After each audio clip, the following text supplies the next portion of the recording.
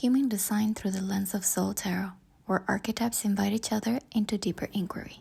Welcome everyone, my name is Pamela G. Almeida. I am an intuitive visual artist. I weave psychology, spirituality, and mysticism to explore the collective archetypes of human experience.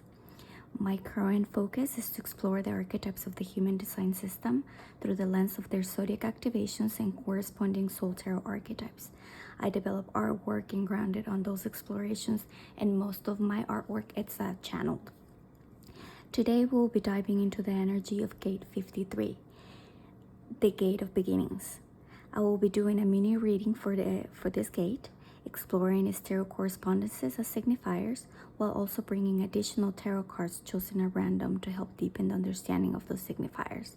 I will also include archetype oracle cards to give us more context for the energy of Gate 53. Located in the root center, Gate 53 creates the pressure to begin a process of experience. It provides the fuel to begin something new. Its purpose is to initiate and to get a cycle moving so that it has that ability to go from beginning to end.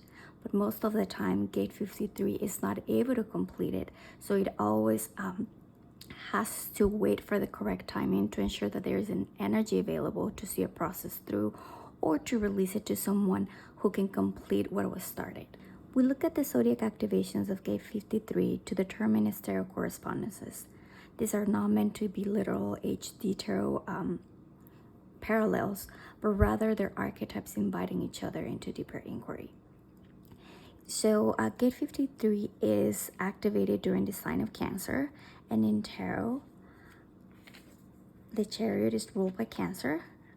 Cancer is ruled by the Moon, and in tarot, the High Priestess is ruled by the Moon.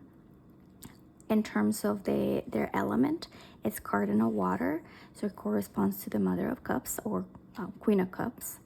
And also in the degree in which this gate is activated, the minor arcana correspondences are the 3 and the 4 of Cups. Now there's this additional card right here that is the Son of Wands or the Knight of Wands. And this one is a little bit it's here as a little bit of a modifier or like an additional card, and it has to do with the fact that in the degrees in which this gate is activated, the core cards that correspond to these activations, they do go a little bit from this Cancer water energy into this Leo energy. It's very the duration of that degree is very short, so that's why I'm putting it here as like an additional component of this of the signifiers. Okay, so let's begin and take a look at this entire spread, if you will, so that we can get a little bit of information or deepening into this Gate 53. Like I mentioned before, Gate 53 is a gate of beginnings.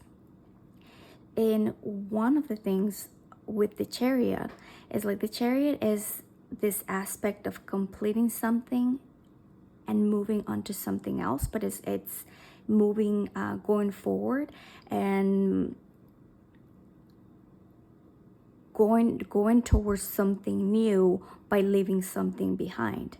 So it is also a gate of, so it's not a gate, I'm sorry, it's a card of an ending that it is meant to push you forward or propel you forward towards a new beginning.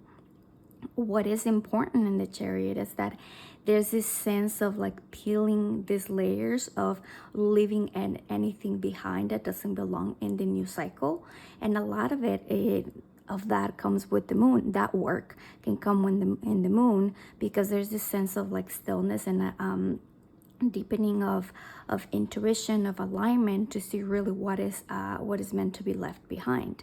And the thing with the Gate 53 is that it needs to wait for this correct timing to initiate something.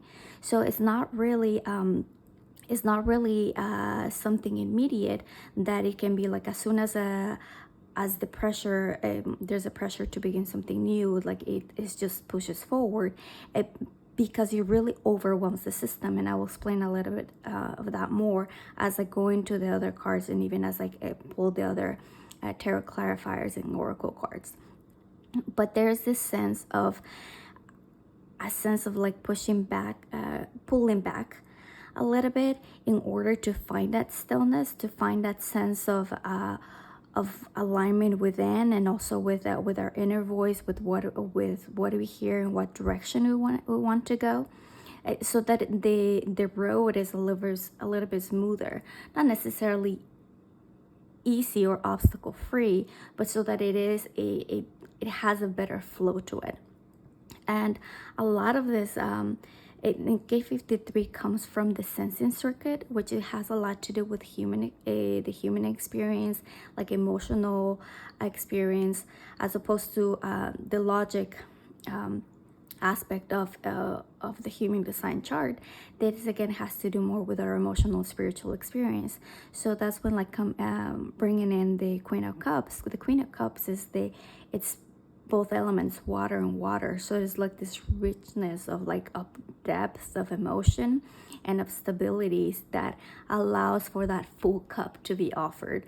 That it really is like this sense of nourishing, of finding, again, kind of like with the High Priestess, that stillness, of finding that stillness and that sense of emotional competency and maturation that allows for that flow to happen. So it really is, like it's a sign of Cancer, and this is located in 53, gate 53, it's located in the root center. However, the initiating force, it's the flow with the water sign here.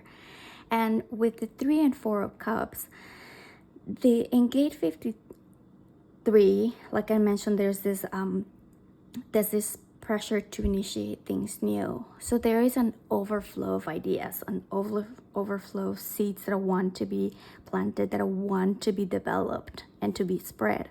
So within the 3 of Cups, there's an overflow of that. There's an openness of the water element, of emotions, of things that are shared. So that's why it's usually like represented with 3 people, like on in here, like 3 birds, that there's this exchanges, like an overflow. But what happens oftentimes, and this is where the 4 of Cups comes in, is that sometimes that beautiful overflow of experience gets turned into like an emotional overwhelm, which in this sense of like receiving so much, even when things are really beautiful and good, but like receiving them in a way that it overwhelms the system, that sometimes actually create a stagnancy because you don't know what to do with all this overflow that you have. So in gate 53, that is one of the elements to consider as well, and taking a step back to know where to commit its energy kind of has a lot to do with the fact that it needs to be able to respond in a way that is not going to overwhelm it, but initiating a lot of different experiences, because then ultimately they end up with a lot of unfinished product, not just products, but unfinished things, because the excitement was there to be able to begin something new, but there was no way for the energy enough available to sustain the process, or there was not someone else that could contribute, that could come and contribute and help. But in reality, there's like this sense of like either stagnancy, boredom to a certain extent, or like they're not knowing what to do with all of it that's available. And this is why I think it's important in the Sun of Wands, or the Knight of Wands, is that this energy is very adventurous. So I kind of like this sense of like this gate 53 is like wanting something new, wanting to experience, create new, offer something to the world. So there's that sense of that wanting to pick through, create expansion, create a new adventure.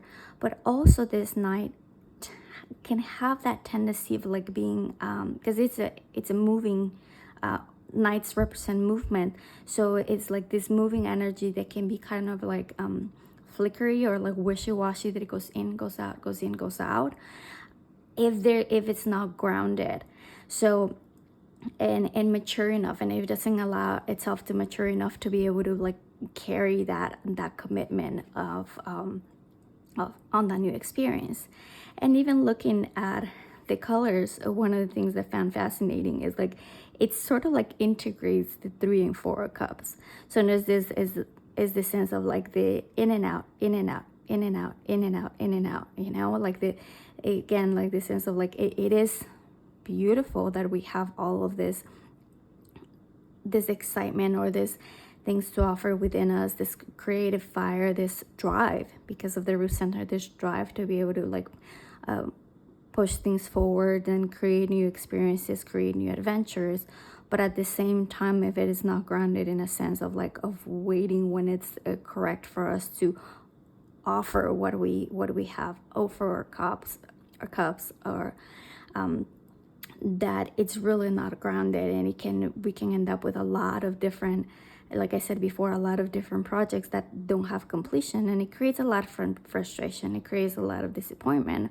Or there's this other aspect, like within the chariot here, like at a more like macro level, that then it's very uncomfortable because there's this sense of wanting to contribute and wanting to finish all these projects that, even though like there might be, again, like it might be beautiful, but there's no energy for it.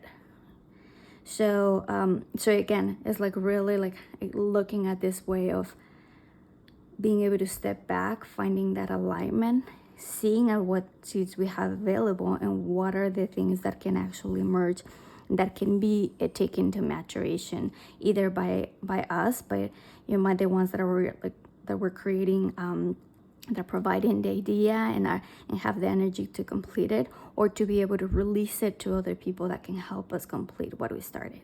Thank you for joining me in the exploration of Gate 53 through its tarot correspondences.